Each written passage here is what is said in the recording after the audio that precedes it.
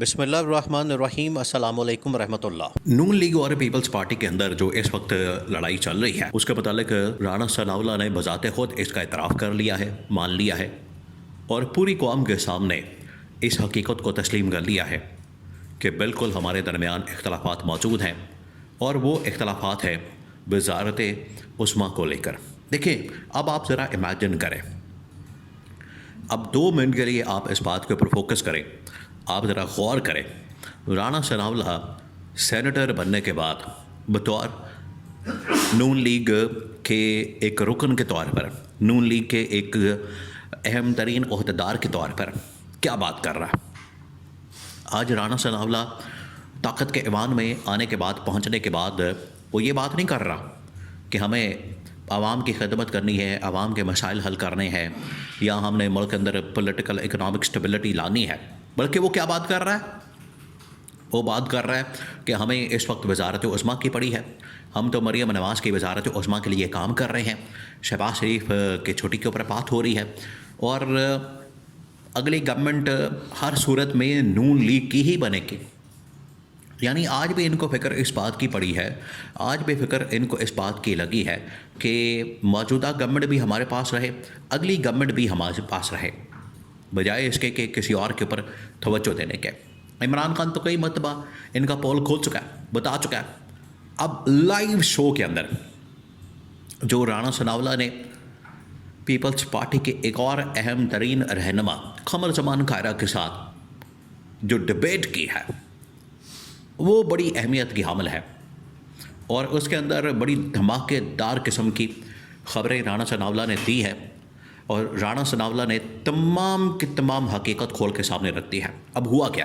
اب آپ نے اس کو سمجھنا، اس کے اوپر غور کرنا ہے، کیونکہ جو سیناریو بن رہا ہے اس میں تو بڑا واضح نظر آ رہا ہے کہ اگر یہ اسی طرح سے لڑتے رہے، اگر یہ اسی طرح سے آپس میں لڑائی جھگڑا کرتے رہے، تو آپ یقین کریں یہ عوام کے لیے اس میں سے خیر کا پہلو نکلے گا، اور عوام کے لیے بہت بڑی خبر ہوگی، خوشخبری ہوگی کہ نہ ہی نون لیگ کی گورنمنٹ بچے گی اور نہ ہی پیپلز پارٹی کی گورنمنٹ بچے گی۔ دونوں کی دونوں گورنمنٹ فارغ ہو جائیں گی، نہ نون لیگ نہ پیپلز پارٹی، اور پیچھے کون سی جماعت بچے گی؟ P T I. تو یہ بہت بڑی خوشخبری ہوگی۔ اب آپ نے سین کو سمجھنا ہے۔ سین کیا ہوا ہے؟ سین یہ ہوا ہے کہ آپ کو پتہ ہے پچھلے کافی دنوں سے ان کے درمیان اختلافات چل رہے ہیں، تو کوئی بھی اس کے اوپر بات نہیں کر رہا۔ اس کی وجہ یہ تھی کہ نواز شریف نے منع کیا تھا، نون لیگ والوں نے منع کیا تھا، شہباز شریف نے منع کیا تھا کہ آپ نے جا کے اس کے اوپر کوئی بات نہیں کرنی، اسٹیٹمنٹ نہیں دینی، اور اس کے اوپر کوئی اس کے اوپر بیان بازی نہیں کرے گا۔ یہ شہباز شریف نے کہا ہوا تھا، شہباز شریف کی جانب سے بڑے دو ٹوک الفاظ کہے گئے تھے، بتائے گئے تھے، اور کوئی بھی اس کے اوپر کام نہیں کر رہا تھا، بیان نہیں دے رہا تھا، بات نہیں کر رہا تھا۔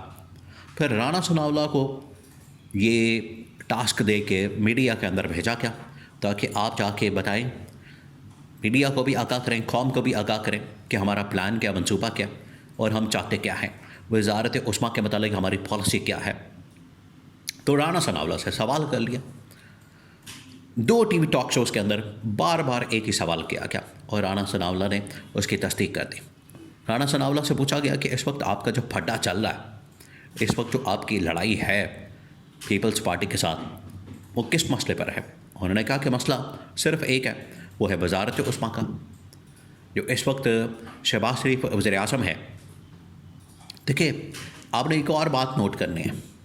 آج جو رانا ثناءاللہ یہ بات کر رہا ہے، شہباز شریف کو بطور وزیر اعظم بتا رہا ہے، رانا ثناءاللہ اس کے اندر بھی ہچکچاہٹ کا شکار ہوتا ہے، یعنی کھل کے بات نہیں کرتا ڈنکی کی چوٹ پر کہ بالکل عوام نے ہمیں منتخب کیا، عوام کی وجہ سے ہم بنے ہیں، عوام کے ووٹوں کی وجہ سے، اس طرح کی بات نہیں کرے گا۔ بلکہ اسی طرح کی اسٹیٹمنٹ کون دیتا ہے؟ خواجہ آصف۔ خواجہ آصف تو کہتا ہے ہمارا جو اس وقت نظام ہے، سسٹم ہے، وہ ایک ہائبرڈ سسٹم ہے، ہائبرڈ نظام ہے، اس ہائبرڈ سسٹم اور نظام کے اندر ہم کام کر رہے ہیں۔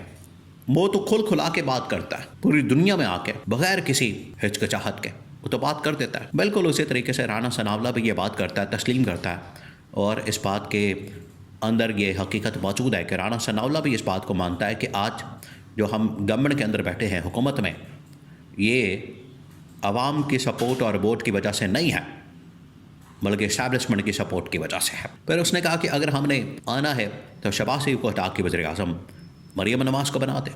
ہمارے لیے کون سا مسئلہ ہے؟ ہم نے عوام میں کون سا جانا ہے؟ ہم نے عوام سے کون سا ووٹ لینا ہے؟ عوام سے سپورٹ لینی یا عوام سے اجازت لینی یا پرمیشن لینی؟ یہ تو ہمارے گھر کا کھیل ہے شریف خاندان کا کہ اس کو وزیر اعظم بنا دو، اس کو وزیر اعظم بنا دو. یہ تو یہ کھیل چل رہا ہے.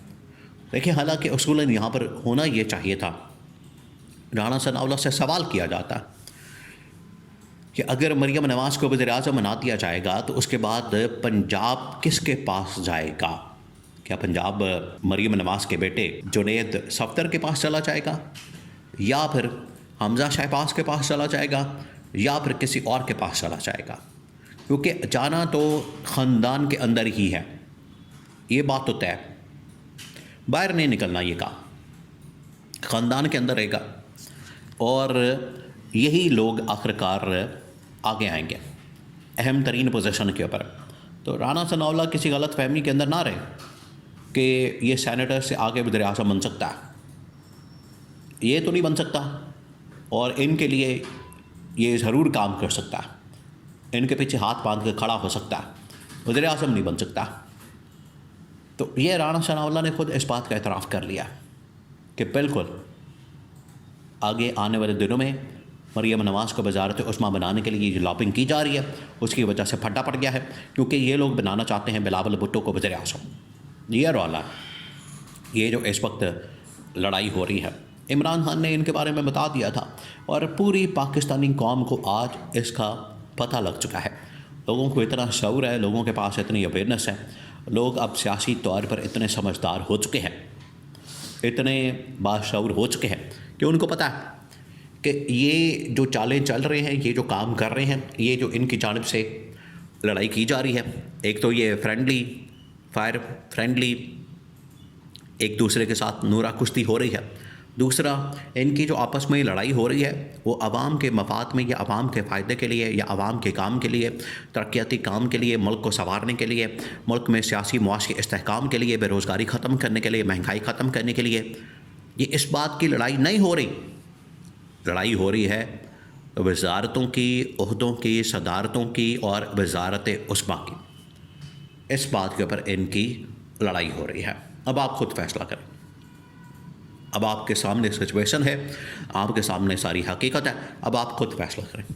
کیا ان کو استعفیٰ دے کے گھر چلا جانا چاہیے؟ عوام باہر نکلے، عمران خان کے ساتھ حقیقی آزادی کے لیے مارچ کرے، یا پھر ان کو ہی اپنے سروں پر مسلط کرنا ہے؟